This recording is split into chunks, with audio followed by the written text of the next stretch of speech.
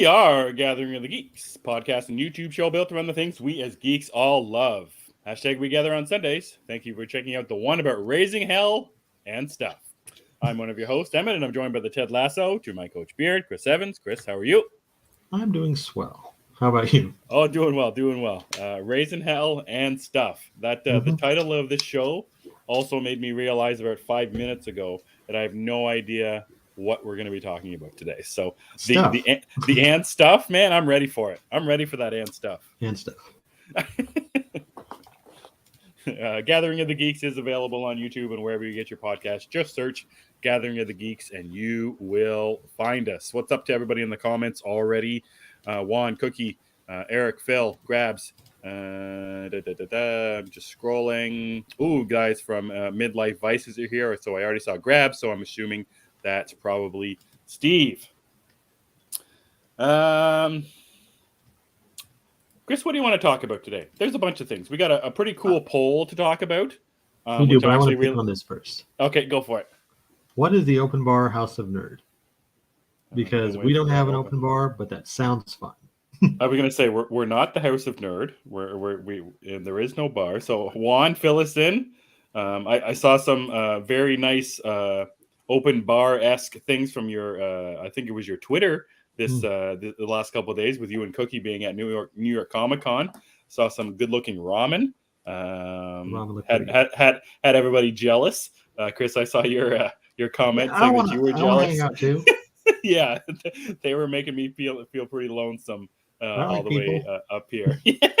I don't like people. I like good people. I like friends. I like people. Yeah. But since you mentioned, though, if anybody wants to see some New York Comic Con stuff, definitely check out Juan and Cookie's Twitter because they post a lot of neat stuff. Absolutely. Including for ramen. Sure. Yeah.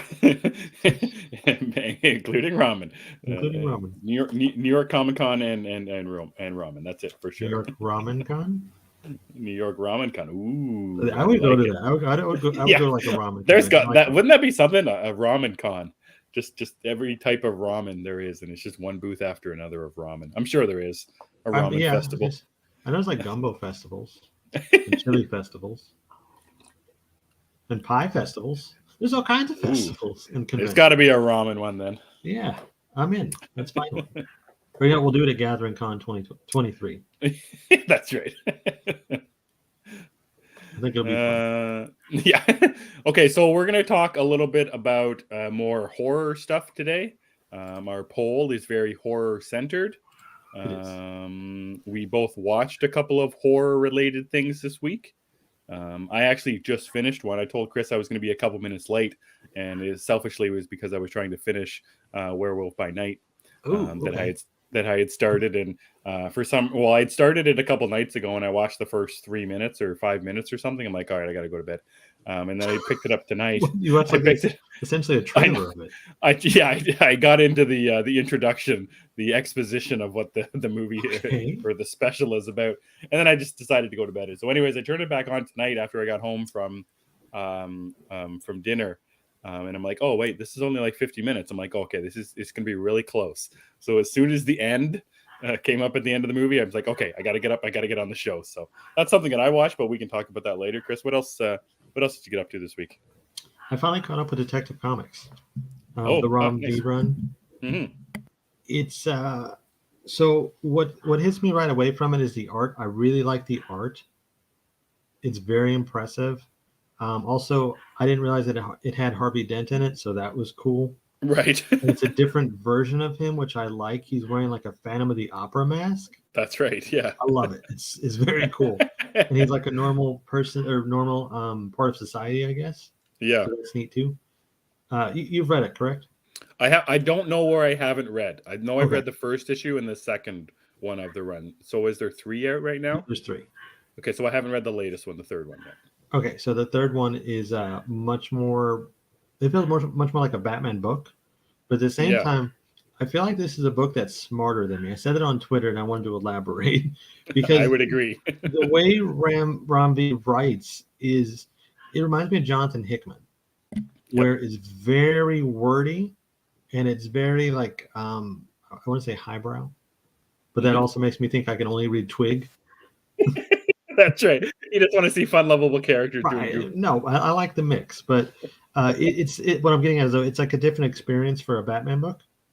Mm-hmm. And I really recommend it if you're someone who doesn't normally like Batman stuff. I Yeah. think Ron B's run so far is a good jumping on point for someone like that because it's different enough, and it is still Batman, of course, but it's also different enough to where you might say, "Oh, okay, I might like this," you know. Mm-hmm. Also, again, the I visuals are spectacular.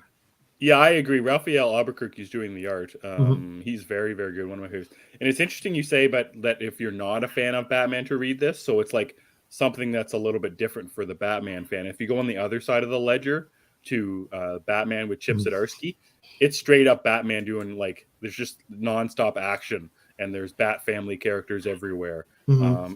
And the ending of that's the other Bat. That's the basically the only comic book I read from this past week was Batman 128, I think it's called.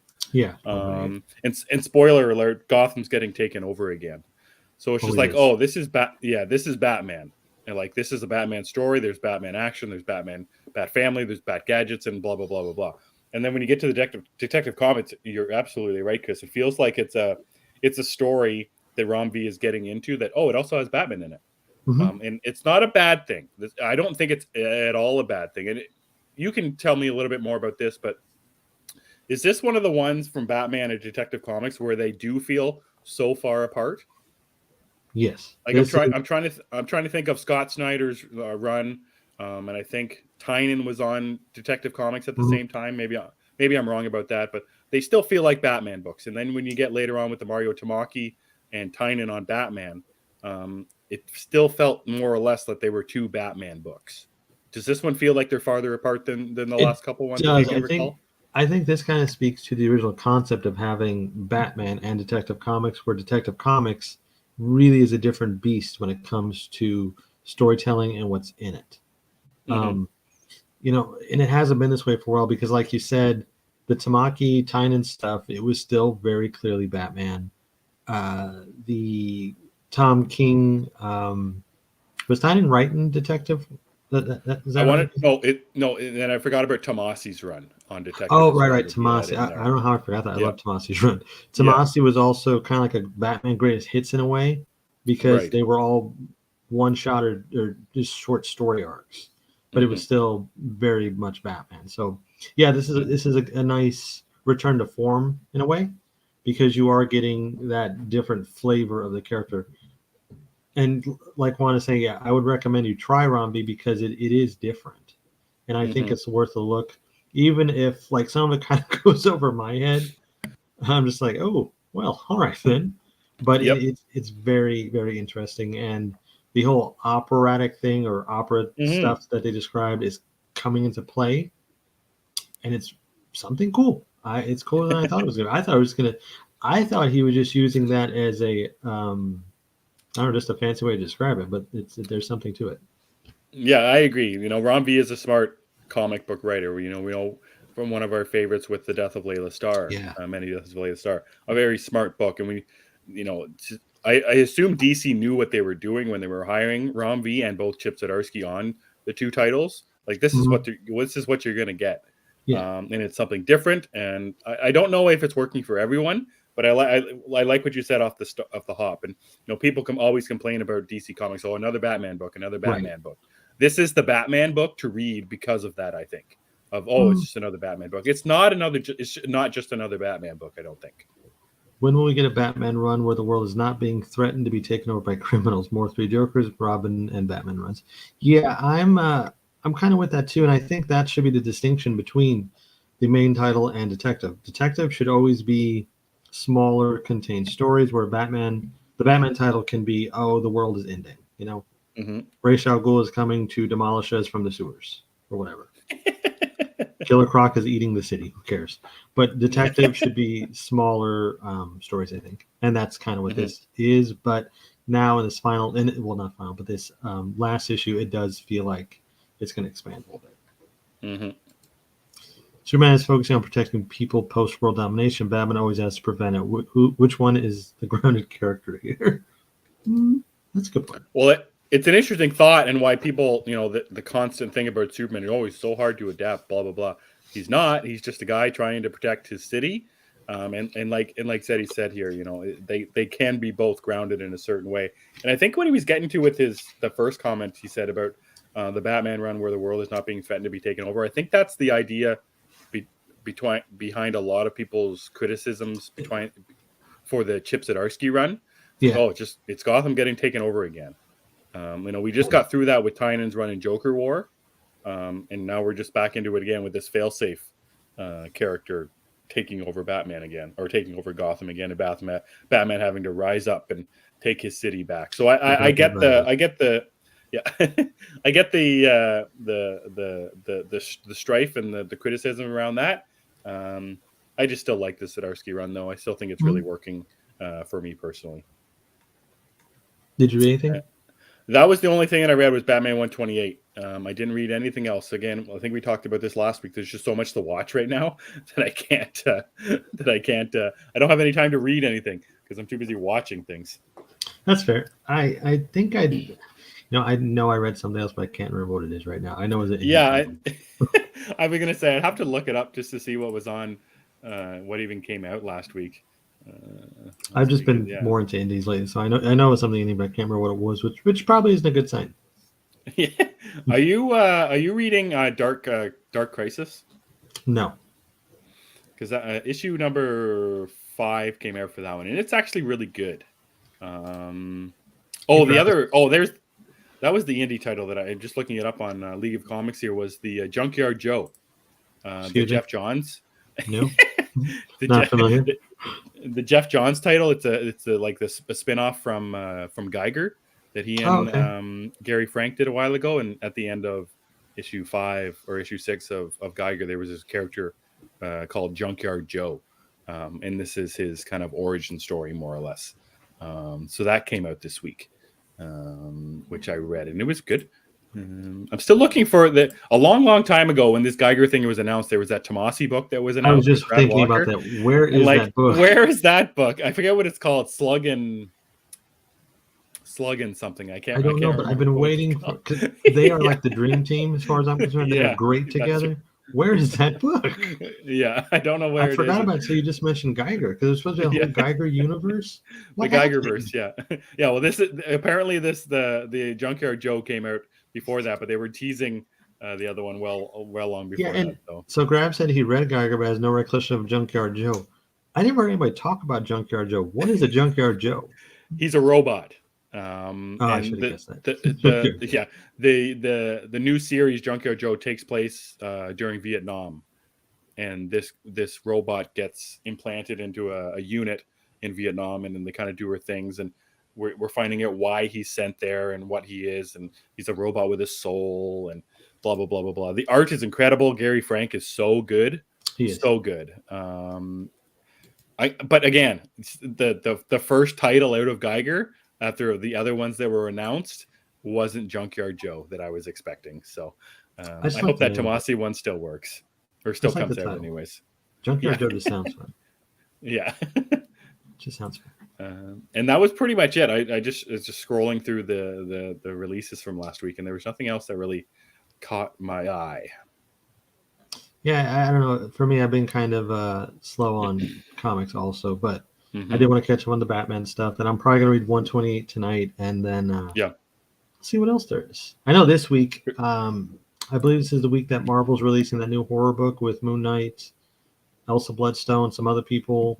I want to say One Bad Day is also out this week, the Penguin. Just scrolling quickly. I could be wrong. I don't see it here. This video doesn't have no retention of anything I read. Yes, Gary Frank is amazing. I do that too, though. Like, I'll read something and I'll forget every detail about it until someone brings it up, and even then, I might just remember the art was pretty or I hated it. What was that Marvel book you just said you were talking about? I never remember the name of it. Oh, I don't see it for next week. Crypt of something. Oh, I don't see it here.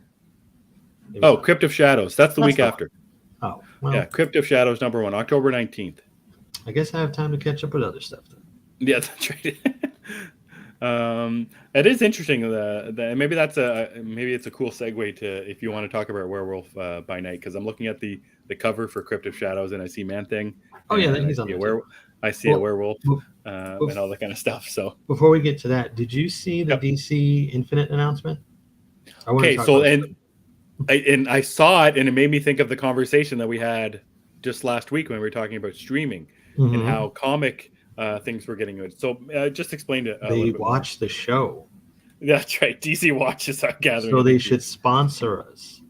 We are not beneath being sponsored, DC Comics. That's right. I enjoy DC Comics. But yeah, no. So they're adding that new tier. It's $100 a year. I don't think you can do the Mm-hmm. monthly. You get brand new titles within 30 days instead Mm. of 6 months. That is a game changer. Yeah. I think for me that is like a guaranteed deal because if you think about it, so we hypothetically I buy Batman and Detective, Right. so that's like $8 with tax and everything. A One Mm-hmm. Bad Day issue is $8, Right.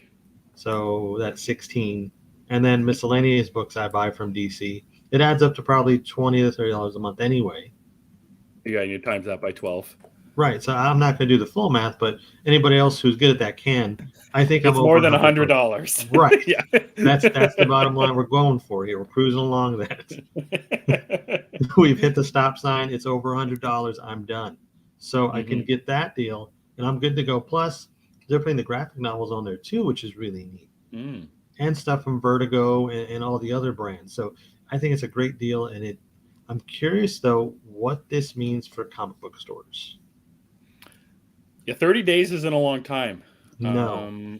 I've been waiting, I think almost 2 months to get my hold box shipped from my comic book store. And there's stuff in there that I just haven't read. And 2 months, 30 days. It's not that long of an amount of time. Yeah, the $100 a month, that's or $100 a year. That's still $100. And like we said, we were talking about streaming. That would be one of the more expensive streaming services. But I guess just the month after, and obviously for people who go digital already, that's just a more of a incentive to get it. Um, Marvel Unlimited, and I can't remember if we talked about this. Marvel Unlimited is around 30 days now, or it's a little bit It's 30 longer. days. Okay, so they're basically um, matching what Marvel is doing, and I'm surprised it's taken this long. Like I said, we were talking about. I'm surprised that the comic shops or all of the comic publishers, DC Image, Dark Horse, don't have some sort of straight up service. So it's an interesting thing for It sure. is. I do wonder what it's gonna. I also wonder like if Marvel's gonna follow through on that too. Like, what if Marvel does that? Then that really Right. is, I think, a nail in the coffin for the local comic book stores. Mm-hmm. Also, Grabs only does no floppies anymore, so that's another thing. A lot of people don't want to mess with the month to month issue, so they will just trade weight. That is becoming more. I know we've talked about this before, but I think these days it's becoming much more common to trade weight just because it's easier, it's cheaper in most cases, and there's so many books out there, it's hard to keep track.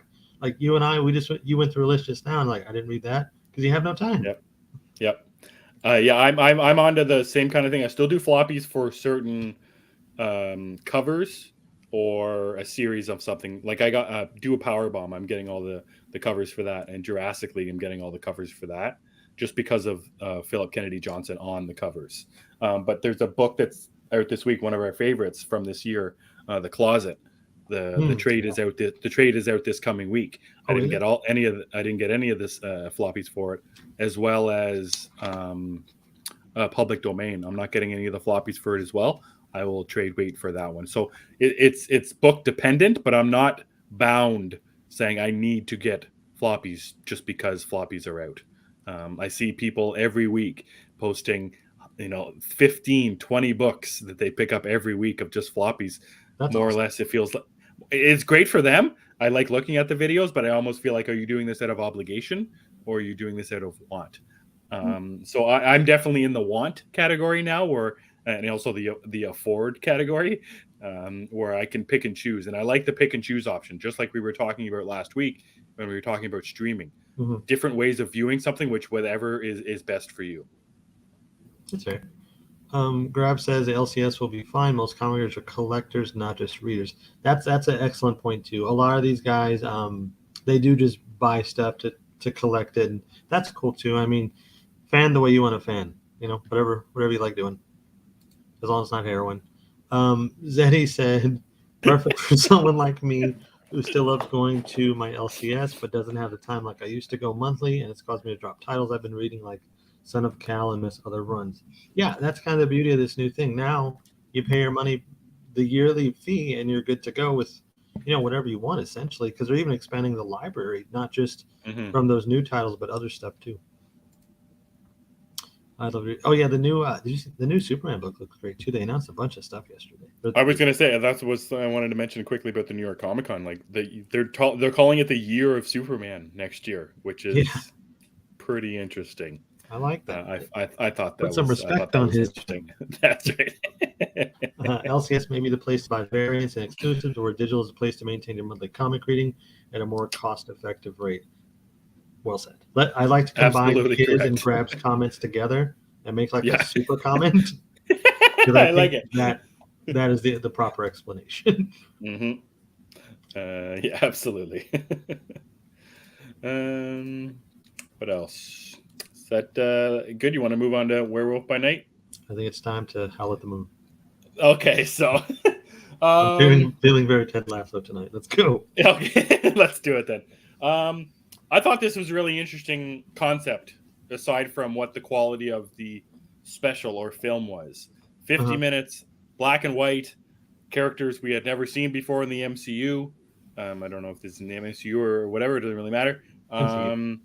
More violence than I was expecting, and I think the black and white obviously helps with that aspect of it. There's a lot to enjoy. There's a little to digest, a lot to digest in the 50 minutes. Overall, Chris, what do you think of Werewolf by Night as the studio expert of said characters and said genre? I feel like I'm on an island by myself with this, because the only other person I know who kind of feels the same way or does feel the same is Phil Walsh in the comments here. I didn't love it. I thought it was entertaining. It's got some good stuff. I love the visuals of it. I love that it recaptures that old era of Universal Monsters films. It perfectly captures that.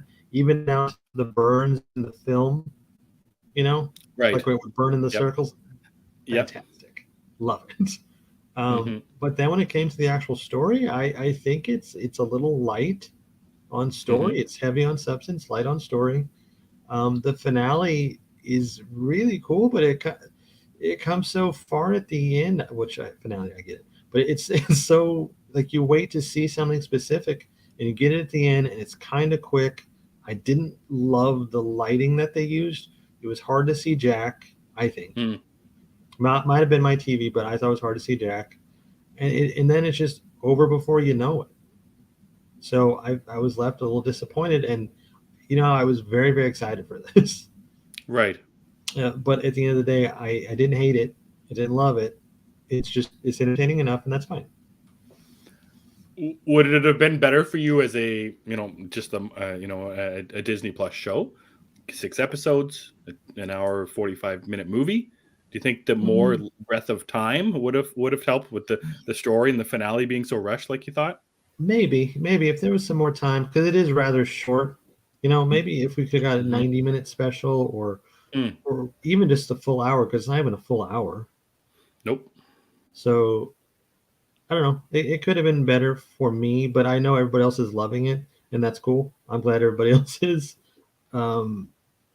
I would see more of it. Like if they wanted to do another one or something like that, I'm definitely in for more. But I was expecting some more substance out of this one. I do think it's a good introduction for Jack, sort of. Sort of. Yeah, I was gonna say you're talking yourself out of even liking it a little bit here. I might be. One thing that I thought was interesting about is how much is in this special.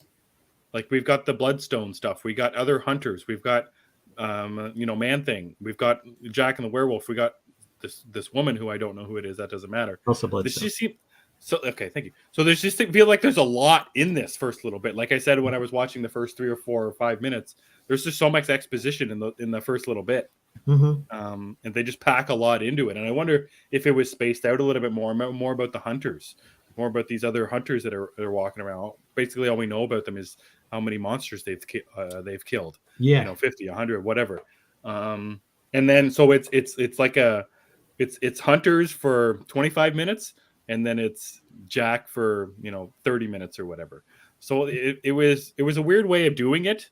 And I wonder about these specials. This Marvel special. We are getting another special later in the year. Is it? I think it's this year with the Guardians of the Galaxy Christmas special. It's a Christmas special.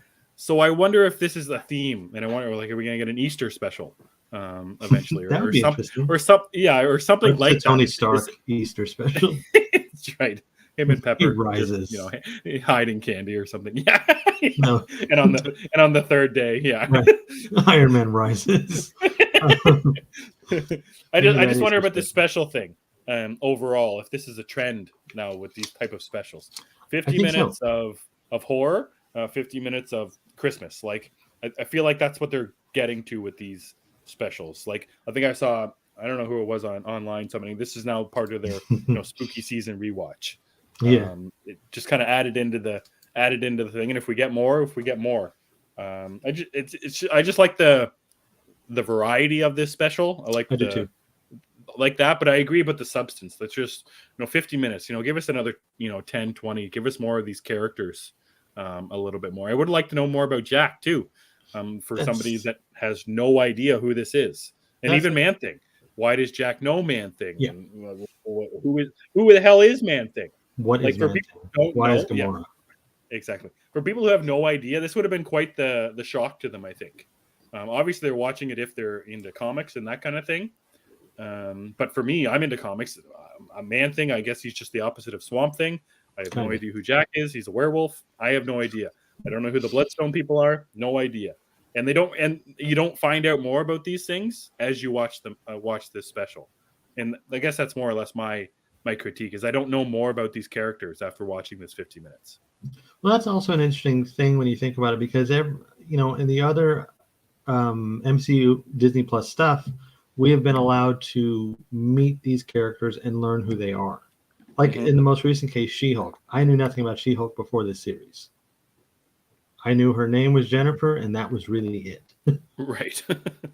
So now I know a lot more because we've had the series. Whereas this was just kind of it was a burst. Here's characters. Watch them do stuff. Look at style, violence. The end. Yeah, so that's kind of what it was. And a hard the end too. Like that's the end. Yeah. I don't.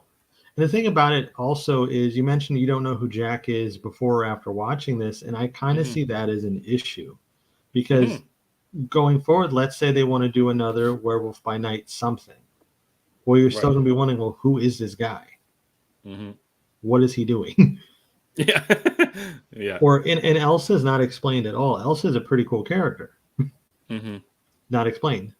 No. It was hard. It was even hard for me to put together that she was like the Bloodstone, the relation between them. And like, I guess you get it at the end where she, she asks the servant guy, clean this shit up. And she sits down and it turns to color, which again, I didn't understand that. And I get it with the Wizard of Oz theme playing with Dorothy and the color and going from Kansas to Oz. But what's with the color change, and why did we need the color change, and why didn't we just have color all the way throughout? I guess like you were saying, it's a callback to the Universal monsters, but just kind of a what was the overall point? Because I think the black and white looked great. I agree with you. The visuals look really good. So I think it just meant circumstances have changed. I think that's what the color was like. Okay, now we're not going to be dreary and quick anymore. Now we're going to do whatever we feel like doing in the universe. Also, Man Thing was practical, which was really interesting. Really? Yeah. In all of it, or just that last one? I don't know. I saw some behind the scenes photos, and it's a big suit. It's pretty cool. I was surprised with when we saw Jack. That Mhm. also, like, he looked like he looked like Caesar or something from Planet of the Apes, where I, he could see the fur on him. It you know, wasn't a CGI mess, which I thought was an interesting way of doing it as well. well, the director is the composer from the Batman, Michael Yep, G. I can't pronounce his name, but um, Giacchino. there we go. That's a cool name, Giacchino. So he directed. He's big on the old style stuff too and practical. Yeah. Cookie says, I didn't know any of these characters, but I need more Man Thing. There is a Man Thing movie that actually came out, I would say, like somewhere between 2005 and 2010. Mm. It was part of the Marvel Knights line of films, which were like the Punisher Warzone. Oh. It's in that that line. that glorious time. It's a time. I haven't seen Man Thing. It went straight to DVD at the time because Punisher didn't do well, and Man Thing is not really well known. And I think it was gory. So they were like, you know what? Mm. MCU starting up. We got Robert Downey Jr. cracking jokes about burgers. We ain't got time for this. Right. So, but yeah, I want to check it out. There is a movie about Man Thing. I'm trying to come up with what the opposite of Swamp Thing is. Desert Thing? Yeah. Like, would it be the Sandman from Spider-Man? Would he be like the opposite? I like Pond. Oh, Pond Thing. Yeah, I like Pond Thing. That works. He must be in Rings of Power. Everybody is Sauron and everybody is in Rings of Power. Pond Thing will come at you with his deadly loot. I'd like to think Pond Thing has like frogs and toads on the shoulders. And What was he doing when he grabbed people? He was burning them? Maybe. Like he picked up. I don't know. That's why I was confused about what he was actually doing. And that's the other thing. What are his powers? He's big. He jumps and he picks like people up and he can burn them. Yeah, like, and I'm picturing the opposite of Swamp Thing. Like Swamp Thing has none of those powers. He just controls the green or whatever. He's kind of like an ugly poison ivy. Yeah. Ugly poison ivy. That's a shame. Kind of. It's kind of like an ugly poison ivy. And he looks like he kind of smells. I don't know. Oh, he looks like he smells real bad. Yeah, guaranteed sticker. Moldy or something. I don't know, but either way, he's got mold underneath those tentacles or whatever he's got on his face for sure. Poor Alex. But yeah, I'm not really sure what Man Thing's powers are. I'm not incredibly familiar with the character. Okay. Again, another thing would have been nice to know. Would have been nice to know who these characters are and why these characters are as well. Koi fish on Pond. That's better. Maybe he shoots frogs out of his palms. Like Iron Man has the beams, he has frogs. That's right. But they're like the poisonous toads or something. The picture at the end of Magnolia when it rains frogs. It's like, oh, that's in the MCU. It's Man Thing. It was Man Thing all along. There you go. So that's Werewolf by Night. It also came about really quickly. I don't feel like there was a lot of promotion for this. I haven't been watching. I haven't been watching She-Hulk, so I haven't been on Disney Plus as much. I don't know if there's been as much on there for this. I feel like it's come and it's here and it's out. Maybe I'm wrong about that. Maybe it's just my own thing. Did you feel like they marketed this enough? And that's why I was also wondering about this 50 minutes thing. Like, was this something else and they cut it to be the 50 minutes? Is there more stuff cut out of the hunters, the fighting and all that kind of stuff? Or is this what it is and that's what it was? Yeah. This is what, that's what it was. I thought it was marketed well enough, but like, Disney Plus doesn't exactly market stuff on the app. Okay. Like even She-Hulk, there wasn't really a lot of marketing beforehand. Was this the week with Matt? I can't remember what anything happened this week. I think I've seen Daredevil online a lot, but I have not watched. So you should watch. It's really good. But Chris, I gave up. I put my foot down. I can't go back on it now. Pick it back up. Pick my foot back up. Mm-hmm. Blasphemy, I tell you. Just for one episode. Can I just watch this episode? Mm-hmm. Do I have to go back and watch 6 and 7? Or no, can I you just don't. Watch it? You can just watch this one. Maybe I will then. Zeddy says it's fantastic, so I suppose that'll be enough for me. Yes, I think so. The other hellish thing we watched this week was Hellraiser. Out on Hulu, another Hulu original. which we both enjoyed watching. Prey, kind of the Predator spinoff that Hulu had a little while ago. Chris, this is your first introduction to Hellraiser. What are your overall thoughts about Hellraiser that came out? I think it was just out this Friday. Friday, yeah. Thursday, Friday. So I kept seeing the reviews for everybody saying that was great and it was amazing. And I hadn't seen a Hellraiser movie before, as far as I can remember. I know I attempted to when I was a child. It didn't work out.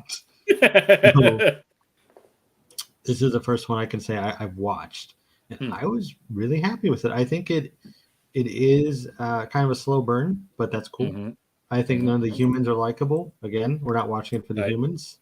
I agree with that for sure. Everything else, really cool. I like the action in it, the horror aspects. I love the violence. And the gore, which is what usually keeps me away from Hellraiser films, was fine here.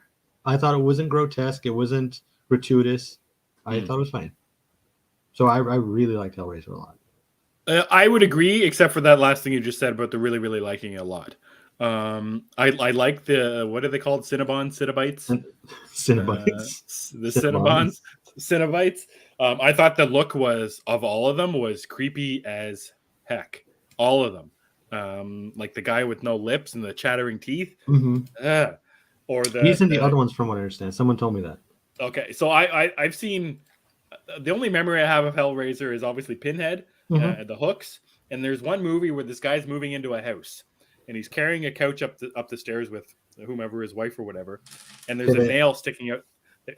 There's a nail sticking out the side of a wall, and you can just see this guy's hand that he's holding the couch, and it flashes to the nail, and then back to the guy's hand, and then back to the nail, and it gets closer and closer, and this nail digs right into the guy's hand, and it freaks me out. Anyway, so that was really my only introduction to Hellraiser. And the Cenobites, I think there was the one where the lady's, her throat's cut open, and you can see like the inside and her back's awesome. So I love that stuff, and I love the interdimensional aspect of the Hellraiser movies, with like a wall will open up and you'll get to see inside their dimension or whatever. Oh, so is that in the other ones, I guess? Yeah. The dimensions, it's a big thing, but where the Cenobons or where the Cenobites are coming from. So they basically live like their own hellish Middle Earth. Is that what's going on behind the wall? That's right. They want you to all, they want to damn your eternal soul in their little in their pocket dimension or wherever they're from. So I like all that stuff. I would 100% agree with you, but there's absolutely no likable human in this movie at all. I was a little worried about when it started. There was a sex scene right off the hop. I'm like, is this like sleepaway camp? Like, are these teens going to have sex and they're going to get killed? So I don't really care for the humans. And you're right. Maybe we're not watching it for the humans, but the humans are in it a lot. They are. So I just couldn't get behind these characters. What's her name? Riley? Yeah, Riley. And her brother and her brother and glance at the comments, you should see something. Yeah, I did. And her brother's partner and even Riley's friend. I just couldn't get behind them. The gore, all that stuff, all about it. Like, and this is actually one of the first horror movies that I've watched in a long time that is like this.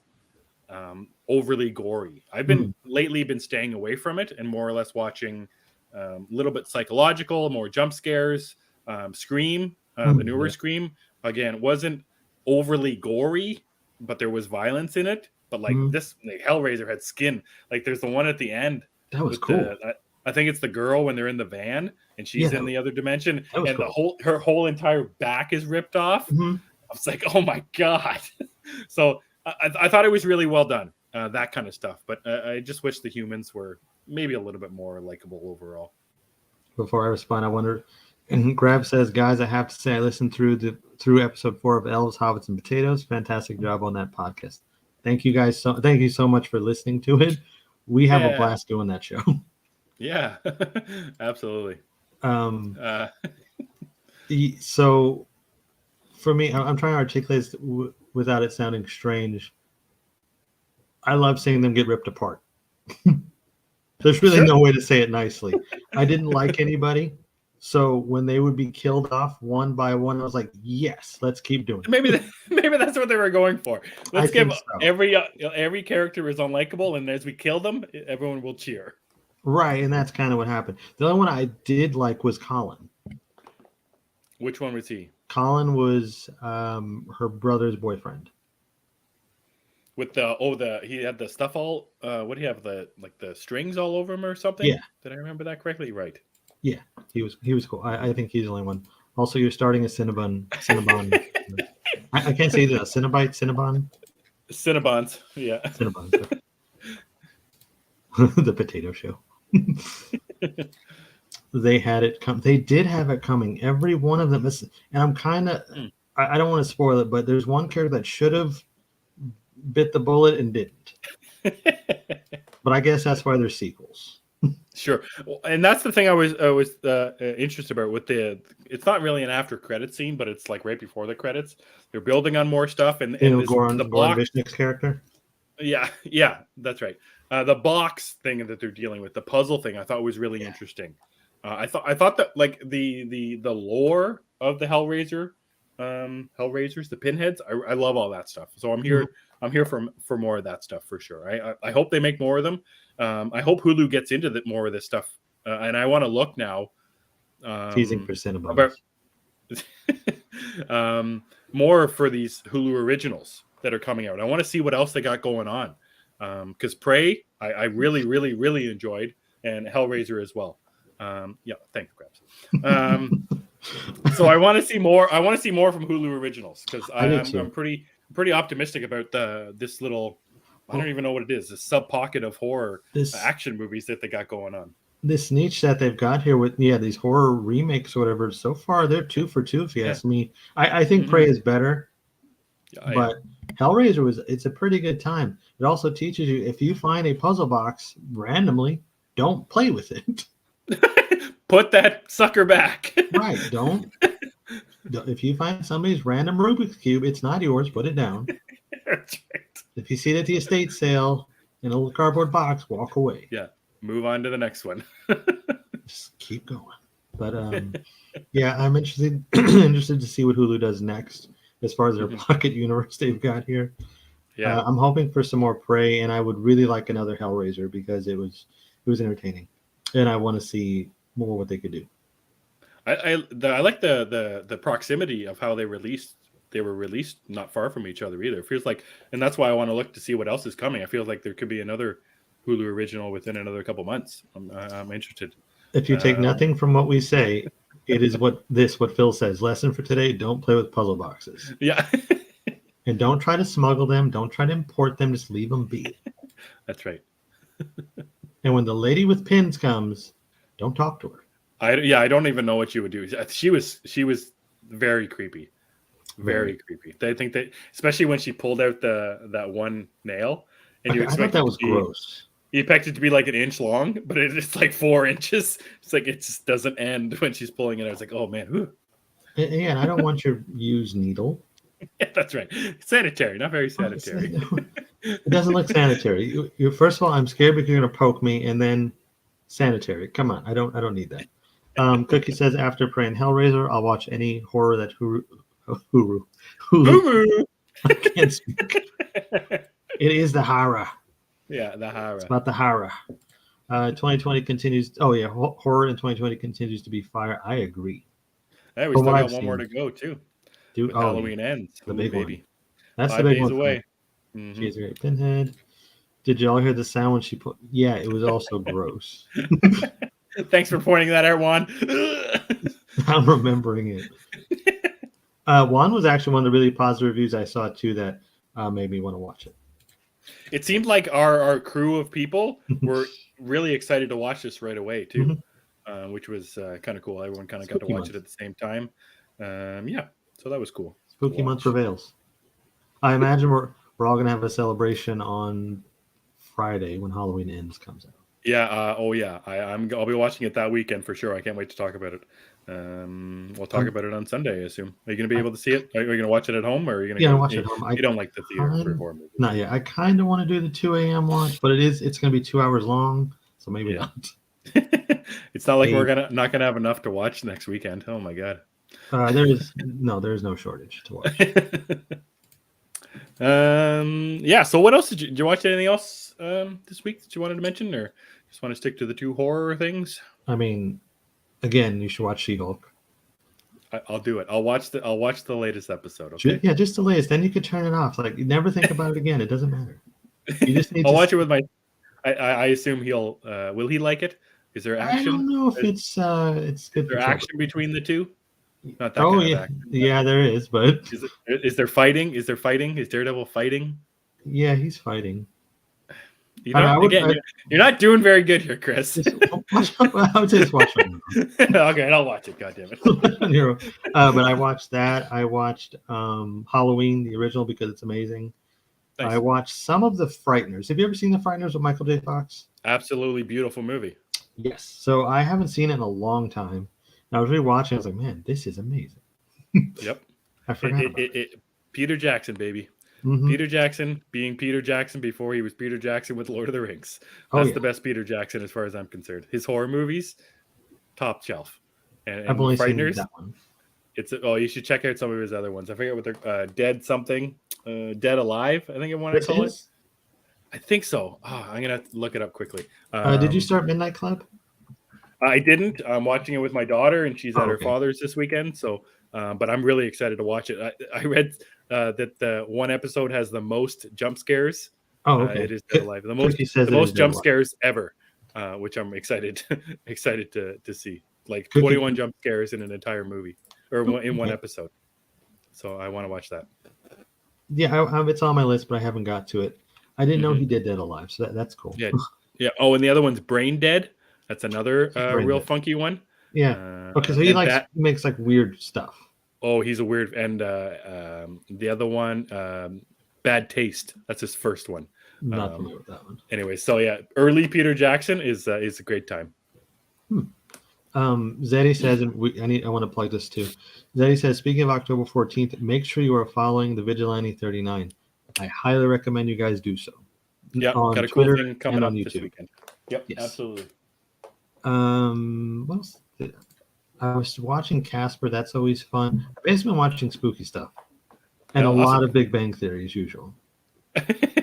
It's just always on in my background. So like I had that, and first I had Dracula the 31, and then I had Big Bang Theory for hours because it keeps me busy. I watched the one episode the other day. I think it was the start of season 8 or whatever, just as I think Leonard and Penny are getting married and all their parents are in town. Mm-hmm. And Sheldon's mom leaves with Leonard's father. Oh, that's a weird one. At the end of the episode, and then they come back at the start of the next episode, and Penny's family's in town.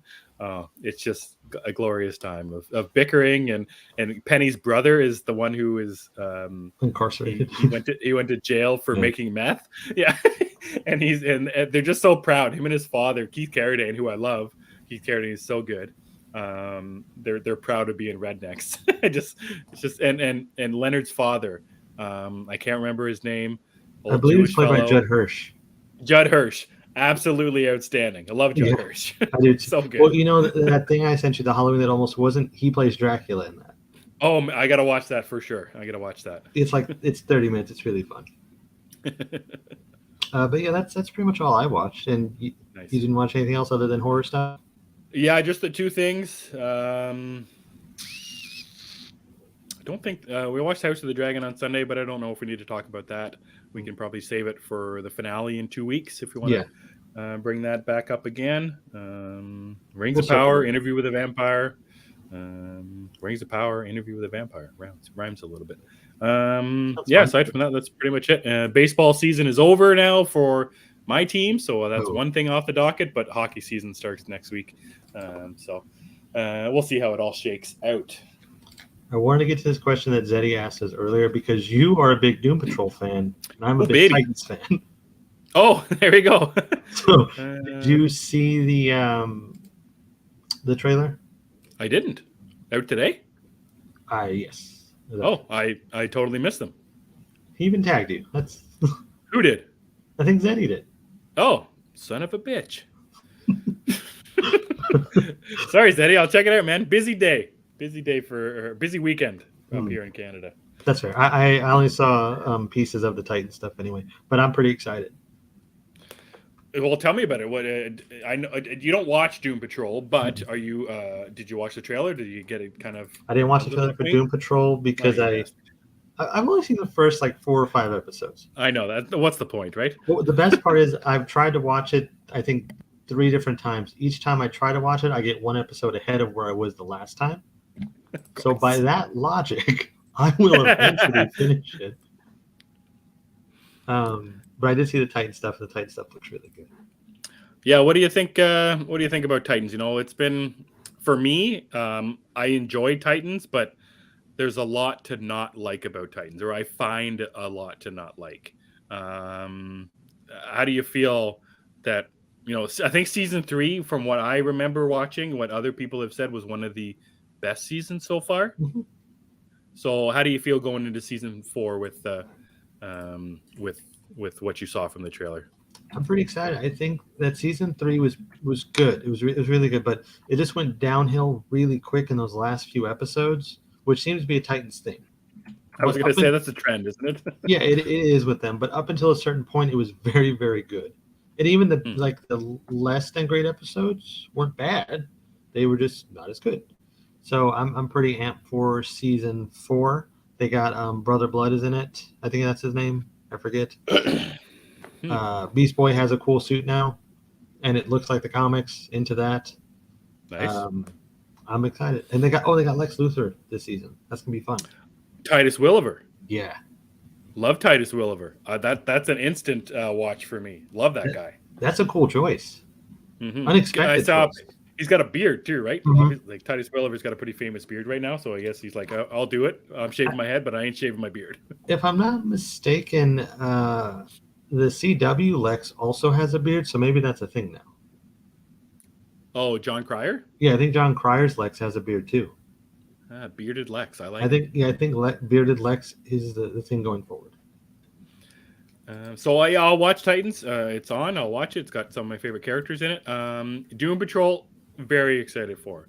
Zeddy graciously asked me to be on Vigilante Patrol, which was kind of a sub show for Vigilante 1939, where we covered season 3 of Doom Patrol.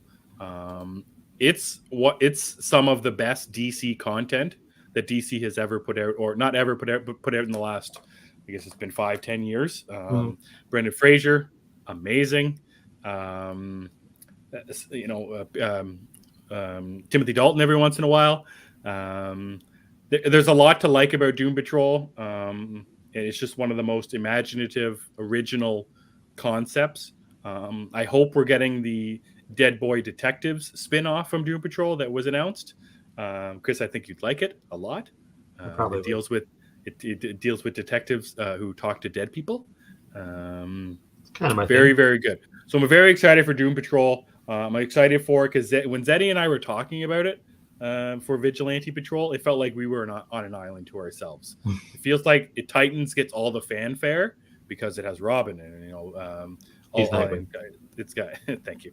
It's got Nightwing and it's got Barbara Gordon, Red Hood, all the big names. But Doom Patrol, I think, is some of the best. If you haven't watched it, people, you should. I think you'll really enjoy it. Do you think they should also watch it? Try to watch it 3 times. Sure. It is just so you can see it. From what I watched, it was pretty good. It just, I don't know, it didn't hold my interest for some reason. But I liked what I saw. So I will, Zeddy, I'm sorry I didn't respond. I will check my Twitter after the show, my friend. All right, Chris, let's get into a poll. We got a pretty cool poll up here on our account from last week, and it's spooky science. We want to know about your master of horror, and there's a lot to choose from, but I think we got some pretty big ones here. We got Stephen King, and it's interesting that we have Stephen King on here, who's a novelist, and then we've got 2 movie directors. We got John Carpenter and James Wan. I think, Chris, you asked me about the poll, and it was just something I thought of. Stephen King is a master of horror, but we're just extending it to a different medium, which I think is okay. We didn't specify whether it was movies, TV shows, or what have you. So Stephen King won with 43.6%. John Carpenter second, 38.5%. And other was the other one. Cookie has the other, which has Mike Flanagan, which I would 100% agree with. Anthony Caruso's got Carpenter, Wan, Flanagan, and Craven as his top four. Our friend Ian, he's going to go he chose Carpenter, but then he wanted to go to King. Phil Walsh has John Carpenter. Chris, who is your master of horror? I don't know if I can really pick one. It's a tough one, isn't it? It's a tough one. Like I think James Wan does really great work with like modern horror. You got the Conjuring series, Insidious. I love all of those. Then you got like Mike Flanagan for Doctor Sleep, which I adore. Midnight Mass, which I'm a big fan of. John Carpenter's got Halloween. I mean, that kind of speaks for itself. Yep. I love Halloween. And then you got guys like Ari Aster, who did, I might have butchered his name just now, Hereditary and Midsommar, which those are both immaculate films. Yep. I love those so much. And I just recently watched them for the first time, and they're just amazing. I think you got like Wes Craven, Scream, Nightmare on Elm Street films. Yep. It's hard to pick a single horror thing. I agree. Oh yeah, Andy Muschietti. A couple tough ones here. Ari Aster and Muschietti. Couple tough ones. Why can't everybody be named Smith? Johnson. Flanagan. Easy stuff. That's right. I agree that it's very hard. And one of the things I like to do if I have to choose between one or the other, I think of their best thing that they've ever done or my favorite thing that they've ever done. John Carpenter, my favorite thing that he's ever done, my favorite horror movie of all time, The Thing, outweighs the best thing that Flanagan's ever done, which I think is The House, Haunting of Hill House. So that's pretty much where it was for me. And 50%, maybe 40% of Stephen King stories are not the best. He's got really good things, and like I'm kind of counterproductive in what I'm just saying about picking his best thing. But the best thing that from my perspective is John Carpenter's The Thing. It's my favorite horror movie of all time. But that Flanagan pick is so hard because if we chose from the last 10 years, it's Flanagan 100%. But because our poll was overarching, I just can't get past John Carpenter. And when you think of his his filmography, oh boy, he's got a hell of a filmography for when it comes to horror movies. So that's the way I looked at it. The Thing is just too good. It's my favorite horror movie of all time. I just couldn't get past that. So my pick's John Carpenter. But when it's interesting I didn't even think about Wes Craven when this question was out. It's just something that wasn't in my head. It didn't hit me till later. And I don't know and maybe years will go by, but the James Wan thing is such like his filmography, the film and the universes that he's created just from his films, it's something special for sure. So yeah, it's a tough choice. And Chris, you started off by saying how tough of a choice it was. Horror is a hard thing to grade overall sometimes. I think it's kind of like asking what is the best comic book movie right now. Sure. It's really difficult because it's such a broad thing and there's so many of them. If you would have asked like in the year 2003, what's your favorite superhero movie? Oh, that's simple. There's 10 of them. Yeah, that's right. it's a really broad thing and it's hard to pick like the best person behind it, I suppose. Yep. There's just so many talented people. Even if you look at directors who just like a one-off for like Joel Schumacher's Lost Boys. That's so weird, isn't it? It is. It's very weird, but it works. Yeah. It's really good. Sometimes you get a director like that who just, hey, I want to try horror. I like that. That's like the Stanley Kubrick idea. He makes war films. He makes Barry Lyndon. He makes Eyes Wide Shut. He makes 2001: Space Odyssey. He makes Doctor Strange Love. And then all of a sudden, there's The Shining in there as well. I like when there's also Clockwork Orange. Yeah, that's horror in some way or another. Mm-hmm. So I like that idea too. Different directors making a horror film. It's kind of the thing that I thought about with like, I guess David Fincher's kind of done it with Seven, but I'd like to see a straight up horror film from him, or even anyone. I just blanked on the name. Oh, Christopher Nolan. A Christopher Nolan horror movie might be kind of interesting.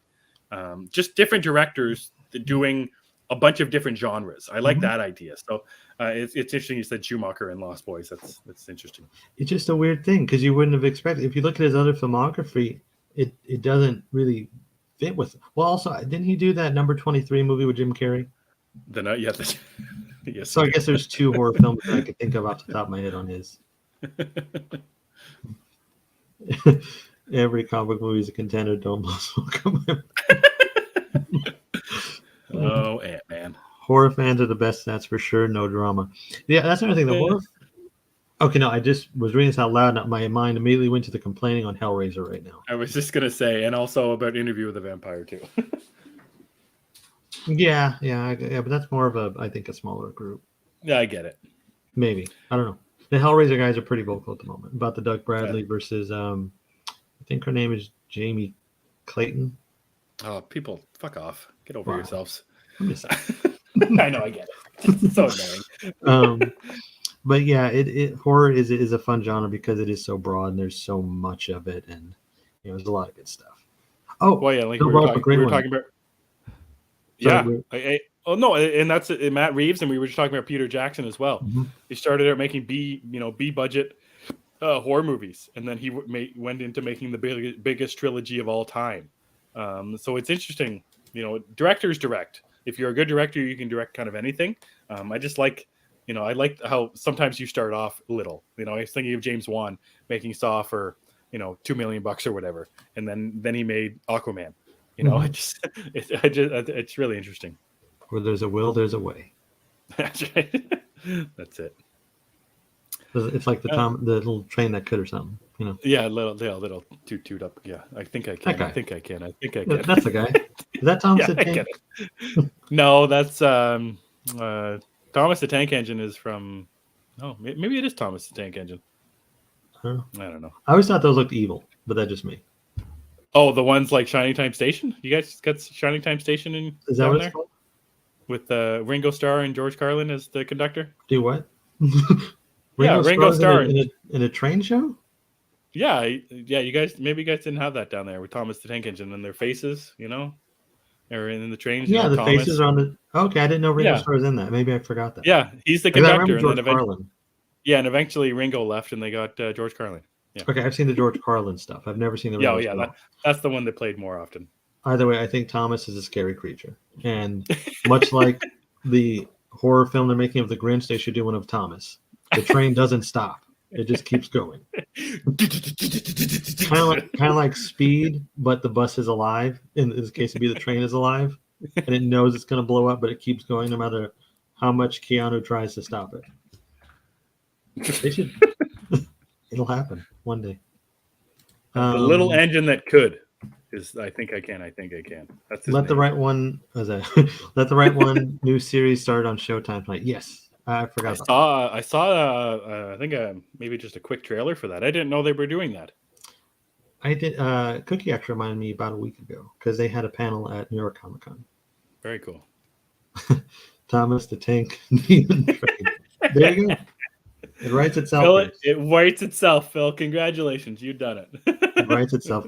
Get Anthony Hopkins as the voice of the train and we're sold. Yeah, that'd be funny. I'm in. All right, I think that's gonna do it for the poll, guys. We don't have another one up on the account this week, but I'm sure we'll think of something over the next couple of days because they're always fun to talk about. Maybe we'll keep it horror themed if we can think of something. I'm not really sure. We'll get to it though. Playing the mono train from Stephen King stories. Chris, anything else you want to talk about before we get on out of here? Nope.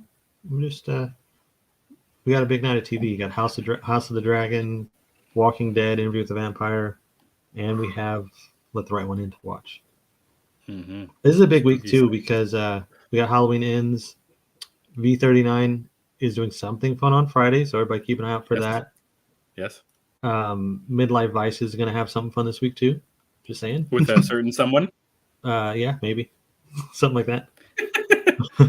And it is going to be a good week for media. So, And yeah, if you can believe it, the season finale of Rings of Power as well.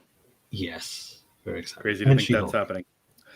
Is this the season finale this Thursday? Yep, we got season finale for that and Rings of Power. I think we know which one's going to be better, but She-Hulk, of course. Yeah, of course. But that's it. I just wanted to say before we got out of here, guys, it's Thanksgiving weekend here in Canada. And as my grandmother makes me do every time we sit down to eat, we tell everyone what we're thankful for. So because we're right here, I want to say thank you to everybody in the comments here. Chris and I have been doing this show since early February, I think. I don't think we would have kept doing this show if the people in the comments, who have basically been in the comments the entire time we've been doing this show, weren't here every week. So I want to say thank you very much to everyone in the comments. Zeddy, Grabs, Juan, Eric, Cookie, Lauren, and more. Phil Walsh, the people that I haven't mentioned and didn't mention. I want to say thank you very much. And I want to say thanks to my co-host, Chris, who I think we have formed a very nice friendship, very, very distant friendship over the last little while. I can tell you right now that there wouldn't be much of a show without Chris. So Chris, I want to say thank you very much. And for any Canadian people who are watching this show, maybe on the rerun, happy Thanksgiving weekend to you and your family. Chris, hit us up with some plugs, man. I got nothing after that. No, you just plug yourself. Come on. No, that was really nice. I got nothing after that. Just follow me. That Chris70. Emmett knows the rest. You can follow me at Emmet Davis 7, but like Chris said, Gathering of Geeks is available on YouTube, Twitter, wherever you get your podcast. Just search Gathering of the Geeks and you will find us. We've got a bunch of stuff in the podcast feed. We've got the Rings of Power show with Chris and I. We've also got Interview with the Geeks with Cookie, where we cover the first 2 episodes of AMC's Interview with the Vampire. So if you haven't listened to those yet, make sure you do, because we were going to keep coming at you with more episodes. We're going to have a new episode of Elves, Hobbits, and Potatoes on Tuesday. We'll have a new episode of Interview with the Geeks on Thursday. And it's going to be nice, actually. I don't want Rings of Power to end, but it's going to be nice when it ends a little bit, so we have only one thing to talk about on the podcast feed, because it's a lot to get, a lot to digest every once in a while. So in saying all that, I want to say again, thanks to everybody in the comments. You guys are the best. Thanks for joining us as you do every Sunday. So for Chris and I'm Emmet, we gather on Sundays. Have a good week, guys.